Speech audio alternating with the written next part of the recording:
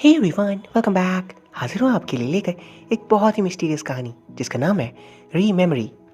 ये कहानी है यंग नाम की लड़की की जो दूसरों से बात नहीं कर पाती थी और इसीलिए उसके ज़्यादा दोस्त नहीं थे। वो अकेली रहती थी एंड एक आर्ट गैलरी में वो काम किया करती थी। उसकी लाइफ रोज़ की तरह बोरिंग से गुजरा करती एंड मानो जैसे यंग ने अपनी इस लाइफ को एक्सेप्ट सा कर लिया था।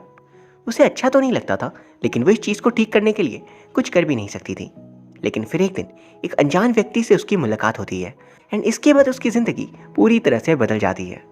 सो कहानी की शुरुआत में हम यंग से मिलते हैं। वो अपने घर पे थी एंड वहाँ से वो अपने जॉब के लिए निकलती है। वर्क डेस्क पे वो अपना काम करी थी, तभी उसके पास उसकी फ्रेंड मिन आती है। हम वहाँ देख पाते हैं कि यंग मिन की शक्ल को अच्छे से देख नहीं पा रही थी और इसीलिए वो मिन के आईडी कार्ड को देखती है एंड समझ पाती है कि उसके सामने मिन खड़ी है। उनकी बातों से हमें पता चलता है कि यंग को कुछ एक्स्ट्रा काम करने पड़ रहे थे और इसके लिए वो मना भी नहीं करती है। ये जानकर मिन कह रही थी, सिर्फ तुम ही हो जो उस एक्स्ट्रा काम को पूरा कर सकती हो, हम तो ऐसा बिल्कुल नहीं कर सकते। वहाँ हमें यह भी पता चलता है कि मिन को यंग के एक स्पेशल कंडीशन के बारे में भी पता था। फिर मिन यंग को बताती है कि उनका जो नया कलीग है वो यंग से मिलना चाहता है। मिन कहती है कि वो बहुत ही हैंडसम है एंड बहुत अच्छा भी, शायद वो तुम्हारी कंडीशन को अच्छे से समझे। यंग कहती है मुझे कोई इंटरेस्ट नहीं है। जैसे यंग ने अब प्यार जैसी चीज़ों से उम्मीद बिल्कुल ख़त्म कर दी थी। मिन कहती है क्या तुम पूरी ज़िंदगी इसी तरह अकेली रहना चाहती हो? इस बात का यंग के पास कोई जवाब नहीं होता। जिंदगी में आखिर प्यार कौन नहीं चाहता, लेकिन प्यार करने वाले आसानी से सबको मिलते नहीं। मिन यंग से रिक्वेस्ट करती है कि प्लीज़ कोई तो दोस्त बनाओ, क्योंकि तुम्हारे साथ रहने के लिए किसी भी इंसान को टाइम चाहिए। उन्हें तुम्हारे साथ रहते हुए एक आदत बनानी होगी।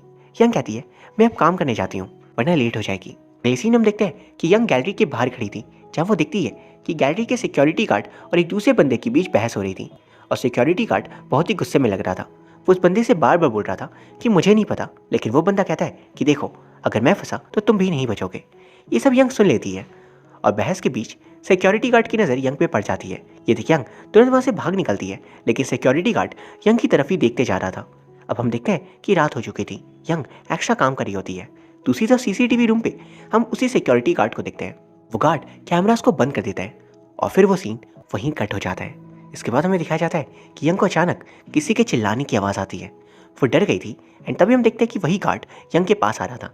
यंग उसकी शक्ल को तो नहीं देख पाती, तो वो पूछती है तुम आखिर हो कौन और तुम मुझसे क्या चाहते हो? वो बिना कुछ बोले अजीब तरीके से हंस रहा था, जिसके कारण यंग और ज़्यादा घबरा जाती है। तभी वो गार्ड धीरे धीरे करके यंग की तरफ बढ़ रहा था। इसके बाद हम देखते हैं कि एक और बंदा उसी जगह पर आया हुआ है। वो भी सीसीटीवी रूम पे जाता है और वहाँ पे कैमरास को ऑन कर देता है और वो देख लेता है कि गार्ड किसी लड़की को परेशान कर रहा है। इसके अगले सीन में यंग उस गार्ड से बचकर भागने लगती है और वो गार्ड भी उसका पीछा कर रहा था।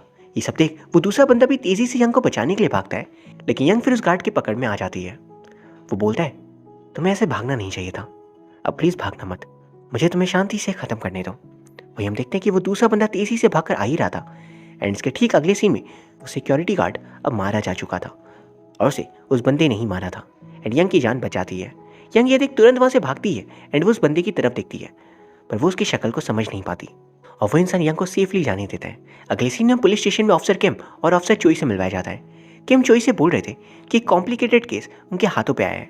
ऑफिसर किम ने ऑलरेडी क्राइम साइट पर जाकर सब कुछ अच्छे से देख लिया था एंड इसकी तहकीकात कर ली थी और वो चोई को बता रहे थे कि एक आदमी को मार दिया गया है। ये शायद लगभग कल रात 10 से 12 के बीच हुआ था। सीसीटीवी कैमरा पे कुछ रिकॉर्डिंग नहीं मिली, मतलब कि कल रात उस बंदे ने सीसीटीवी कैमरा को दोबारा बंद कर दिया होगा।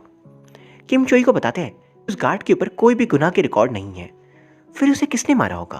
और तो और जिस चीज़ से उसे मारा गया है वो भी वहाँ पर नहीं मिला, मतलब जिसने भी उसे मारा है वो उस हथियार को लेकर भाग गया।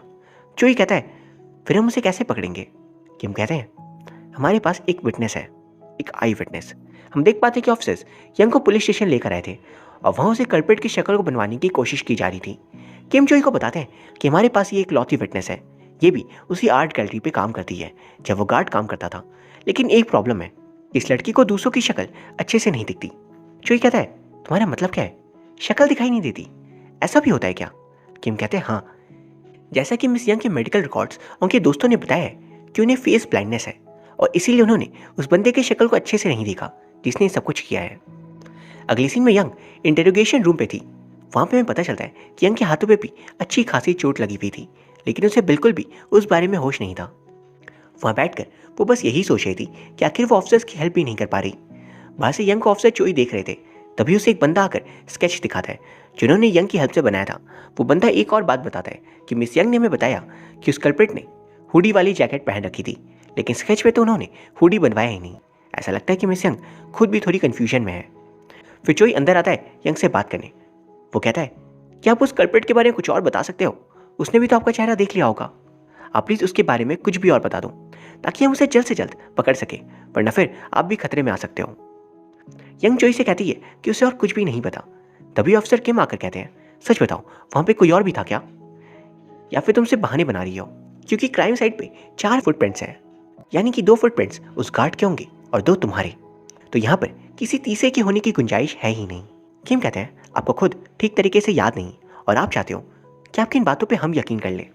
यंग वहाँ पर धीमे स्वर में कहती है शायद वहाँ पे एक सचमुच तीसरा बंदा था। किम कहते हैं शायद या यकीनन, एक बात बताओ आप। यंग कहती है वहाँ पे एक तीसरा बंदा था। किम कहते हैं देखो मिस यंग, आपको हमें सच बताना होगा, आपको जानते हो या नहीं? यंग पूरी तरह से घबराई हुई थी, इसलिए चोई कहता है ऑफिसर किम आप प्लीज़ रुक जाओ, हमें बात करके पता करना होगा, क्योंकि इस तरह हम केस सॉल्व नहीं कर पाएंगे और मिस यंग टेंशन में और आ जाएंगी। फिर वो यंग से पूछता है कि आपने कल किसी को भी कांटेक्ट करने की कोशिश क्यों नहीं की? आप किसी को जानते नहीं हो क्या? आखिर पेरेंट्स को कांटेक्ट कर लेते आप। वो बताती है कि उसकी पेरेंट्स इस दुनिया में नहीं है और उसका कोई दोस्त भी नहीं जिसे वो कांटेक्ट कर सके। फिर दोनों ऑफिसर्स इंटरोगेशन रूम से बाहर आते हैं। किम चोई से बोल रहे थे कि कुछ तो सही नहीं लग रहा, कोई बात है जो उन्हें लग रहा है कि यंग छिपा रही है। चोई कहता है ये आप बोल रहे हो? किम कहते हैं देखो, उस गार्ड को यंग के फेस ब्लाइंडनेस के बारे में पता था, इसीलिए उसने कैमरा बंद किया ताकि वो यंग के साथ गलत कर सके। और यंग को जो भी परेशानी हो रही है वो मुझे उतनी ज़्यादा नहीं लगती। चोई कहता है आप क्या सोच रहे हो? कहीं आप ये तो नहीं सोचे कि गार्ड को यंग ने मारा हो? किम कहते हैं ये तो हो सकता है ना कि यंग ने उसे मारा हो एंड वो हमसे अब झूठ बोल रही है। चोई कहता है चलो मान लिया कि यंग ने उसे मारा है, लेकिन हमें उसके खिलाफ कोई भी एविडेंस नहीं मिला और तो और यंग के पास इतना समय था ही नहीं कि वो अपने खिलाफ सबूत को हटा सके। किम कहता है ये बात भी सही है, यंग नहीं तो फिर कौन? वो इंसान आखिर होगा कौन जिसने गार्ड को मारा? किम कहते हैं मैं यंग के ऊपर से शक इतनी आसानी से नहीं हटाने वाला। वो चोई से कहते हैं हो सके तो यंग पे और नज़र रखना। चोई कहता है ठीक है, मैं आपकी हेल्प करूंगा और यंग पे नज़र रखूंगा। अगले सीन हम देखते हैं कि यंग घर वापस आ गई थी, लेकिन उसे बिल्कुल शांति महसूस नहीं हो रही थी।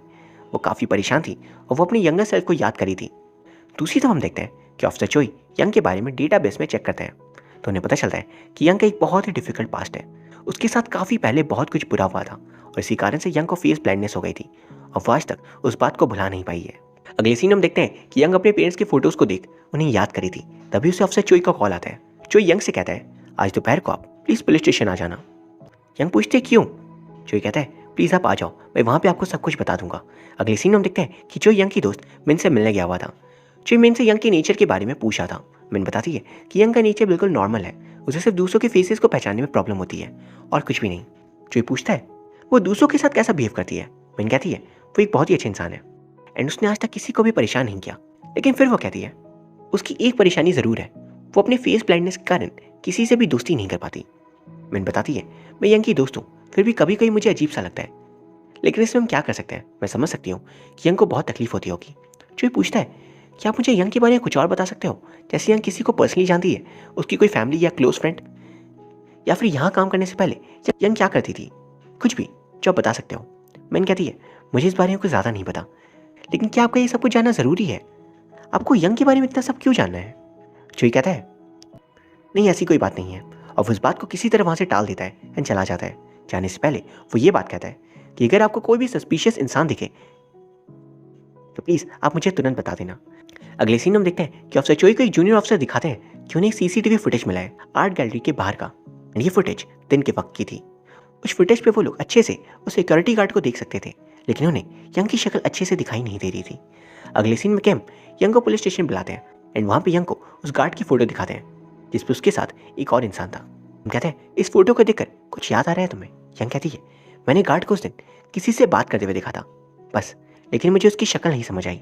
किम कहते हैं कोई बात नहीं, लेकिन उस दूसरे बंदे के बारे में कुछ तो बताओ। यंग कहती है मैं उसकी शक्ल भी नहीं समझ पाई। किम गुस्से में आ जाते हैं और कहते हैं मैं जानता हूँ आपको फेस ब्लाइंडनेस है, लेकिन एटलीस्ट कोई तो डिटेल होगी जो आपको याद हो। यंग घबराने लगती है तो चोई बोलता है कि आप किसी इंसान को पहचानने के लिए आखिर करते क्या हो? यंग घबराने लगती है तो चोई आसान शब्दों में यंग से पूछता है आप अपने रेगुलर लाइफ में किसी इंसान को पहचानने के लिए क्या करते हो? यंग कहती है, मैं किसी इंसान को उसके फिजिक को देखकर पहचान सकती हूँ, या फिर उसकी वॉइस को सुनकर, या फिर उसके हेयर स्टाइल को देखकर। किम कहता है ठीक है। अगले सीन में यंग घर जाने के लिए टैक्सी रोक रही थी, लेकिन कोई भी टैक्सी वाला रुक नहीं रहा था। जो जाकर बोलता है कि कोई भी टैक्सी वाला नहीं रुकेगा। पुलिस स्टेशन से निकलने वाले या तो ऑफिसर्स होते हैं, या फिर क्रिमिनल्स, या फिर विक्टिम्स। इन सभी के चक्करों में टैक्सी वाले कभी नहीं पड़ना चाहते। जो ये भी कहता है कि आखिर आप इस तरह अकेले क्यों जा रहे हो, मैं आपको छोड़ देता हूँ। यंग मना करती है। जो ये कहता है, आपको पता है ना कि आपकी जान भी खतरे में हो सकती है, फिर हर समय आप अकेले क्यों रहते हो, किसी की हेल्प क्यों नहीं लेते? यंग फिर भी मना करती है। तो जोई बोलता है, देखो आप एक काम करो, मेट्रो से चले जाओ। अगली सीन में यंग मेट्रो पे थी और चोई भी वहाँ पे था ताकि वो उस पर नजर रख सके। वहीं पे एक अनजान बंदा यंग को गलत तरीके से टच करा था। ये जैसे ही चोई देखता है, उस बंदे को वो रोकता है और उस पर चिल्लाने लगता है। वो बंदा कहता है, मैंने तो कुछ भी नहीं किया, और तुम्हें मुझ पर विश्वास नहीं तो इस लड़की से पूछ लो। यंग कुछ भी नहीं कहती। चोई को बहुत ज़्यादा गुस्सा आ जाता है और वो उस बंदे को बहुत मारता है। अगली सीन हम देखते हैं यंग मेट्रो से बाहर आकर पैदल घर जा रही थी। चोई उसे रोक कर कहता है, आखिर आपने वहाँ पे कुछ बोला क्यों नहीं, आप ऐसे गलत को सह क्यों रहे हो? यंग कहती है, आखिर आप एक ऑफिसर होकर किसी को पागलों के जैसे कैसे मार सकते हो? चोई को इस बात पर थोड़ा गुस्सा आ जाता है। वो बोलता है, तुम्हें और क्या करता, ऐसे घटिया लोग कैसे ही जाने दूं? यंग कहती है, अगर मैं कुछ बोलती भी तो क्या डिफरेंस हो जाता, क्या कोई फर्क पड़ने भी वाला था? चोई कहता है, आपने कभी कोशिश भी की है दूसरों से हेल्प मांगने की? मैं जानता हूँ और समझ सकता हूँ कि आप अंदर से कैसा फील कर रहे होंगे। आप अभी रोना चाहते हो, आप चाहते हो कि कोई हो जो आपके साथ भी रहे, लेकिन आप अपने इमोशंस को दिखाने से डरते हो। जो ही कहता है, पता है वैसे घटिया लोग सिर्फ कमज़ोर इंसानों के पीछे नहीं आते, बल्कि उन लोगों को परेशान करते हैं जो कुछ कहते नहीं। कभी कभी हमें अपनी इमोशंस, अपनी बातों को बाहर लेकर आना चाहिए। तभी यंग कहती है, फिर आप ही बताओ मैं क्या करूं, मैं किससे हेल्प मांगूं, कौन है जो मेरी मदद करेगा? वो बोलती है, आप जैसे स्ट्रांग लोग कभी नहीं समझ सकते हम लोगों की परेशानी। जो ये बोलता है, मैं स्ट्रांग नहीं हूँ, मेरे पास अब कुछ भी खोने को नहीं है, इसलिए मैं अब ऐसा बन चुका हूँ। कभी भी गलत को देखता हूँ तो खुद को रोक नहीं पाता, क्योंकि अब मुझे मेरी लाइफ की परवाह नहीं है। यंग कहती है, मेरे पास भी कुछ भी नहीं है खोने को, मैं अब और क्या ही खो सकती हूँ। मेरे पेरेंट्स नहीं है, मेरे पास कुछ भी नहीं है। कि उम्र में ही मुझे किडनैप करके मेरे साथ बहुत कुछ गलत किया गया था, बताओ मेरे पास क्या है खोने को? जो ये बोलता है, आपके पास आप हो, आपके अंदर की इंसानियत बहुत बची हुई है, इसलिए आप इतने अच्छे हो, आपको ये समझना होगा। फिर अगले सीन हम देखते हैं कि ऑफिसर किम एक अम्यूजमेंट पार्क पे गए हुए थे। वहाँ की एक वर्कर से वो मिलने गए थे। उस वर्कर का नाम था जंग। किम को पता चला था कि आर्ट गैलरी का सिक्योरिटी गार्ड भी एक टाइम पे वहाँ पे काम करता था, तो वो उस गार्ड के बारे में कुछ और जानने के लिए गए हुए थे, लेकिन उन्हें कुछ पता नहीं चल पाता। तो वो जंग से कहते हैं कि ये मेरा कार्ड रख लो, अगर कुछ भी याद आए तो प्लीज़ मुझे कॉल कर देना। अगले सीन हम देखते हैं कि आर्ट गैलरी के क्राइम सीन में यंग आई हुई थी। तभी वहाँ पे चोई भी आ जाता है एंड वो यंग से कहता है, आप यहाँ क्या कर रहे हो? यंग कहती है, मैंने सोचा कि शायद मुझे यहाँ आना चाहिए एंड ये देखकर मुझे कुछ याद आ जाए एंड फिर मैं शायद कुछ हेल्प कर पाऊँ। चोई पूछता है, तो क्या कुछ याद आया? यंग कहती, नहीं कुछ भी याद नहीं आया। फिर यंग पूछती है, अगर मुझे उस कल्प्रिट की शक्ल याद आ जाए तो क्या आप मेरा पीछा छोड़ देंगे? चोई बोलता है, देखो ये आसान नहीं है। यंग कहती है, फिर मैं क्या करूँ तब, आप ही बताओ, मैं दूसरों के चेहरे पहचान नहीं सकती, कोई मेरे साथ रहता नहीं, तो मैं क्या कर सकती हूँ? चोई के पास कोई जवाब नहीं था। अगले सीन में किम चोई को बताते हैं कि वो अम्यूजमेंट पार्क गए थे, लेकिन उन्हें कुछ खास पता नहीं चला। फिर किम चोई से पूछता है, मिस यंग से कुछ पता चला? वो बताता है कि उसे कुछ भी खास पता नहीं चला। तभी वहाँ पे एक और ऑफिसर आकर बताती है कि उन्हें गार्ड के ऑटोप्सी रिपोर्ट पे ये पता चला है कि उसकी मौत नाइफ से नहीं हुई थी, बल्कि एक सीजर से हुई थी। ये सुनकर वो हैरान हो जाते हैं कि सीजर्स इतनी शार्प होते भी हैं। शाम को हम देखते हैं कि अम्यूजमेंट पार्क का वर्कर जंग आर्ट गैलरी आया हुआ था। वो वहाँ पे एक पेपर उठा लेता है जिसमें मिस यंग का एड्रेस लिखा था। ये मैंने देख लेती है और वो तुरंत चोई को कॉल कर वहाँ बुलाती है एंड ये सब कुछ बता देती है। चोई को वो बताती है कि जिस बंदे ने ये सब कुछ किया है वो अम्यूजमेंट पार्क के वर्कर्स वाले ड्रेस में था। फिर अगले सीन में चोई तुरंत यंग के घर के लिए निकल जाता है। दूसरी तरफ हम देखते हैं कि जंग यंग के घर आ चुका था। वो बताता है कि मैं ऑफिसर जंग हूँ और ऑफिसर किम की जगह अब इस केस को मैं देख रहा हूँ। यंग गेट नहीं खोल रही थी, तो वो बोलता है कि अगर आप नहीं चाहते हो कि मैं अंदर आऊँ तो आप प्लीज़ पुलिस स्टेशन आ जाओ। यंग पुलिस स्टेशन नहीं जाना चाहती थी, तो वो तुरंत गेट खोल देती है। फिर जंग उससे पूछता है कि आप मुझे कुछ बताओगे कि उस कल्प्रिट की फिजिक कैसी थी? यंग बताती है उसने काले कपड़े पहन रखे थे, वो लंबा सा था और पतला सा भी, उसकी आंखें मुझे अच्छे से तो नहीं पता लेकिन शायद बहुत शार्प थी। जंग उसे एक फोटो दिखाता है और बोलता है याद करो क्या वो ये इंसान था, ये लड़का अब काफ़ी बड़ा हो गया होगा, याद करो क्या वो यही था? यंग उसे काफ़ी इंसिस्ट करा था कि प्लीज़ कंफर्म करो। वो जल्दबाजी में बोलता है कि हमें इसे जल्दी पकड़ना होगा। एंड ये देख यंग को याद आता है कि उस दिन आर्ट गैलरी के बाहर जब वो थी और जब उसने उस गार्ड को किसी अनजान इंसान के साथ बात करते हुए देखा था, तो वो बंदा भी इसी तरीके से बात कर रहा था कि हमें इसे जल्दी पकड़ना होगा। यंग को समझ आ जाता है ये तो वही बंदा है। यंग उससे कहती है कि प्लीज़ अब आप चले जाओ, क्योंकि इससे ज़्यादा मुझे नहीं पता। यंग वहाँ से चला जाता है। उसके बाद यंग ऑफिसर किम और ऑफिसर चोई को ये सब कुछ बता देती है। वो दोनों यंग के घर आ जाते हैं एंड यंग उन्हें बता रही थी कि उस बंदे की आवाज़ वैसी ही थी जैसे उस कल्प्रिट की थी। किम कहते हैं कि हो ना हो कि वो कल्प्रिट यही पता करने आया था कि मिस यंग को सच में फेस ब्लाइंडनेस है या नहीं। फिर यंग की ड्राइंग्स और अचीवमेंट्स को देख चोई कहता है अब आप ड्राइंग नहीं बनाते, आप क्या किसी भी इंसान की ड्राइंग नहीं बनाते हो? यंग कहती है लास्ट मैंने 10th क्लास में बनाया था, अब मैं नहीं बनाती। वो बोलती है पता है वो इंसान मेरे साथ बैठा था, उसने मुझसे बातें की और वो बचकर चला गया। एंड मैं समझ भी नहीं पाई कि वो कौन है। मैं और क्या कर सकती हूँ? एक कल्प्रिट जो मेरे सामने बैठा था, लेकिन मैं कुछ नहीं कर पाई। और अगर वो वापस भी आ गया या फिर वो कभी मेरे सामने भी रहा, तब भी मैं उसे नहीं पहचान पाऊंगी। मैं आप लोगों के किसी भी काम की नहीं हूँ। फिर वो बोलने लगती है कि अगर वो वापस आ गया तब, और इस बात को वो रिपीट में बोलने लगती है। तो जोई उसके पास आता है, उसे समझाता है कि वो आपको कुछ नहीं करेगा। अगर उसे कुछ भी करना होता तो अभी तो उसने कर दिया होता। वो यंग को समझाता है कि आपको कुछ नहीं होगा। फिर वो अफसर किम को बाहर छोड़ने गया था। किम जोई से कहता है कि देखो मुझे नहीं लगता इस तरह में उस लड़की को अकेला छोड़ना चाहिए। जोई कहता है आप जाओ, मैं उसके साथ रहूँगा। अगले सीन में देखते ही जोई मेमोरी चेंबर में गया हुआ था, वो जगह जहाँ पे लोग अपने किसी फैमिली के रिमेन्स के साथ उनकी फ़ोटो या फिर किसी मेमोरेबल चीज़ को याद रखने जाते हैं। वहाँ पर वही फ़ोटो दिख रहा था। इसके बाद हम देखते हैं कि उसके पास एक शार्प सीजर थी।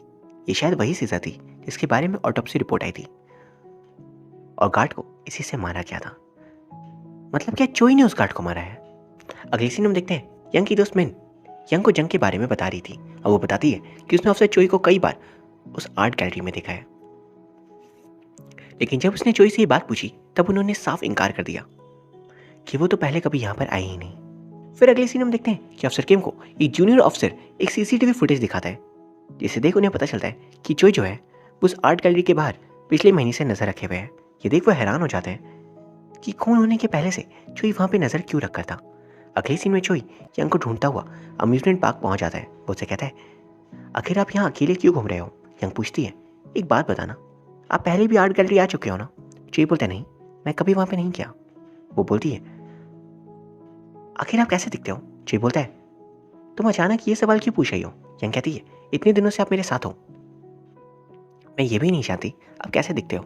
चोई बोलता है मुझे भी अपनी शक्ल को देखने का मौका नहीं मिला काम के कारण से। यंग बोलती है आप ये तो बता सकते हो कि मैं कैसे दिखती हूँ? वो बोलती है कि जब मैं खुद की शक्ल को याद करी थी तब मुझे उस बंदे की शक्ल याद आने लगी। चोई कहता है तो क्या आपको उसकी शक्ल याद आ गई? वो बोलती है नहीं, मुझे अच्छे से याद नहीं आई। फिर चोई यंग को एक हैंड मिरर ला कर देता है। दूसरी तरफ अफसर किम को सिक्योरिटी गार्ड की सच्चाई के बारे में पता चलता है। उस गार्ड को अम्यूजमेंट पार्क की जॉब से इसलिए निकाल दिया गया था कि उसके ऊपर एक लड़की के साथ गलत करने का दोष था और वो बहुत ही घटिया इंसान था। कि वहाँ पर चोई को तुरंत पुलिस स्टेशन आने कहते हैं। तब यंग मिरर पे अपनी शक्ल देखती है और वो अपनी शक्ल देख पा रही थी। फिर वो उसके पीछे खड़े अफसर चोई को देखती है और वो बहुत खुश लग रही थी कि एट लास्ट वो इस इंसान की शक्ल को देख पाएगी जो उसके इतने दिनों से हेल्प कर रहा है।